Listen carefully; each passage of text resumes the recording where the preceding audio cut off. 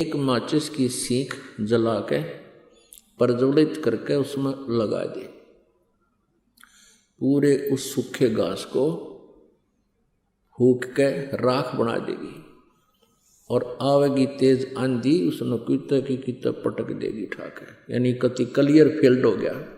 पुण्यात्मा, ऐसे हम मोक्ष प्राप्त करेंगे। तो जैसे साधना हम करते थे पहले सत्साधना के अतिरिक्त, तो उसमें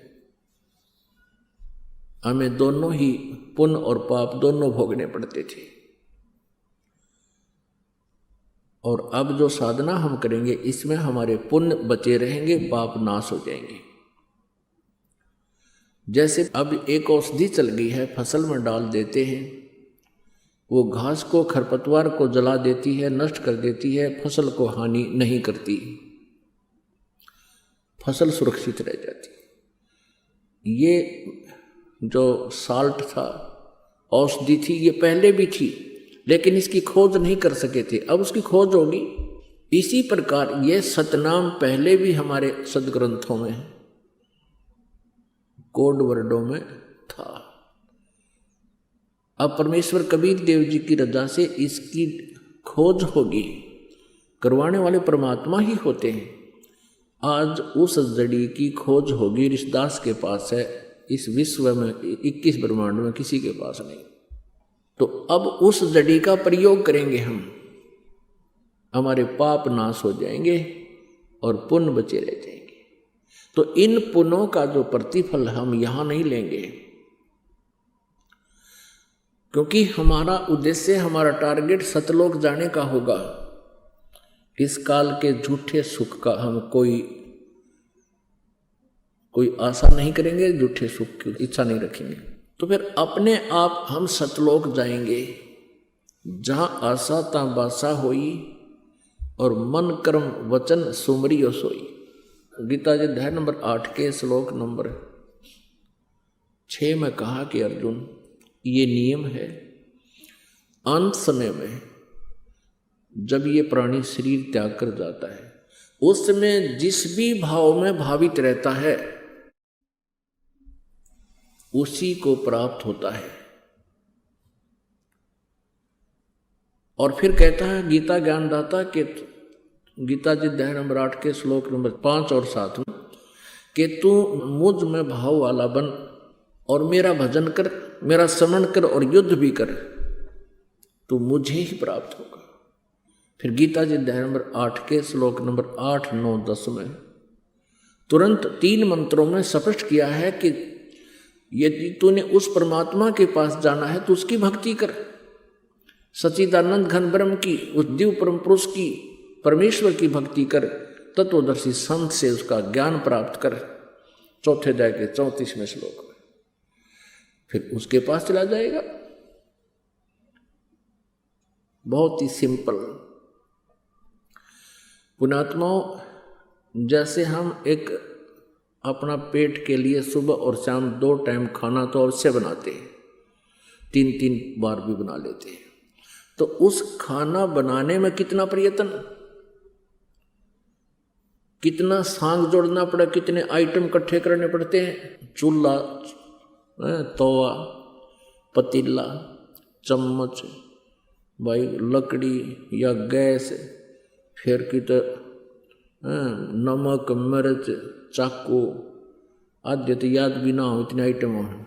और वो सारे कितनी गर्मी हो, कितनी सर्दी हो, आहार बनाते हैं, कितना टाइम लगता है, कितना प्रयत्न करना पड़ता है। और परमात्मा के नाम में कहते हैं जीभ भी ना लाड़ी, लेटा है तो लेटा लेटा कर ले, बैठा है तो बैठा बैठा जाप कर लीजिए, बस में सफर कर रहे हो बस में कर लीजिए, मोटर गाड़ी में, कार में बैठे हो कार में कर लीजिए, दुकान पर बैठे हो, ग्राहक नहीं आया, ग्राहक तो आपके परमात्मा की दया से आओगा, आपके भाग्य से ही वहाँ आपकी इनकम होगी। और अब परमात्मा साथ हो जाएंगे, फिर अपने बच्चे को अपने हिसाब से ही देगा। तो अब क्या करता है दुकानदार, न्यू देखता रहता है, गाहक आया आया वो हुई तो दूसरी दुकान में बढ़ गया, फिर देखेगा दूसरा आया। अब आना उसी ने है जो तेरे परमात्मा निर्धारित करेगा। तो उस समय अपनी माला लेकर या वैसे मालिक ने याद रखे, ग्राहक आया अपना सौदा तोल दे, उसका कर हिसाब। तो इस प्रकार हम इस व्यर्थ के समय को सदुपयोग किया करेंगे।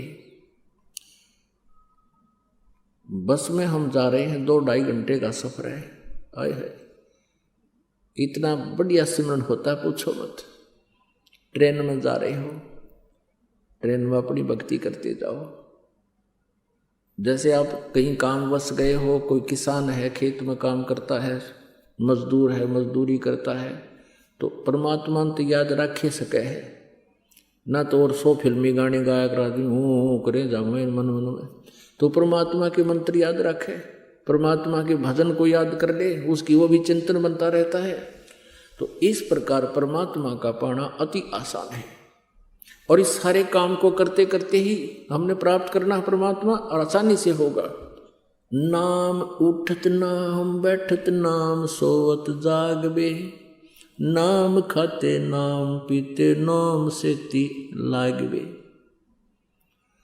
परमात्मा अपनी अमर वाणी में तत्व ज्ञान में कहते हैं कि परमात्मा की भक्ति के लिए कोई विशेष आसन की आवश्यकता नहीं।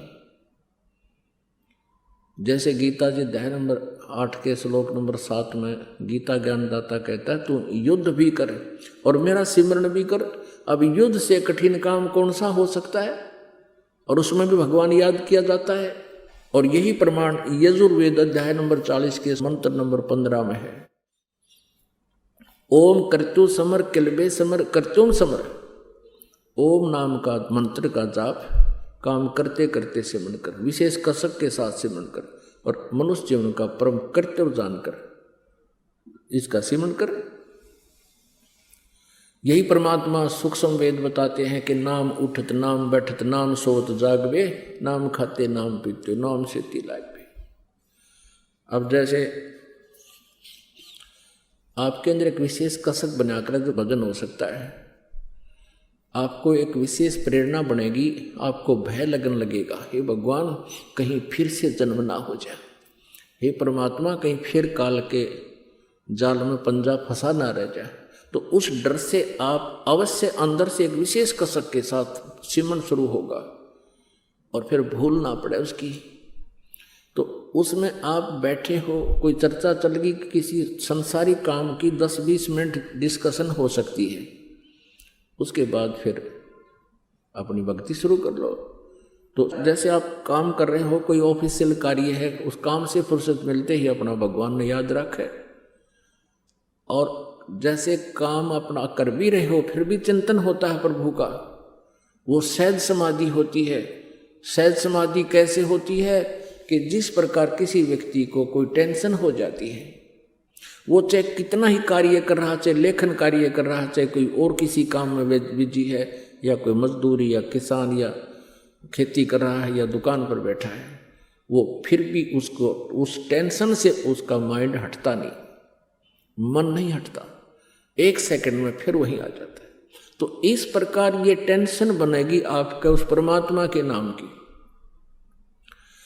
तो उसमें आप बैठे हो, बैठे बैठे सिमरन करते रहो, और सोने से पहले आप लेट गए, लेट के सिमरन शुरू कर दो, श्वास उश्वास का सतनाम का, और मन माने सपने में भी वो सुमन आपका प्रारंभ रहे, क्योंकि जितना आपका अभ्यास बढ़ जाएगा वो भी उतना ही स्वप्न में भी आपको परमात्मा के सपने आने शुरू हो जाएंगे, सोते समय भी। तो इस प्रकार हम परमात्मा को पाएंगे।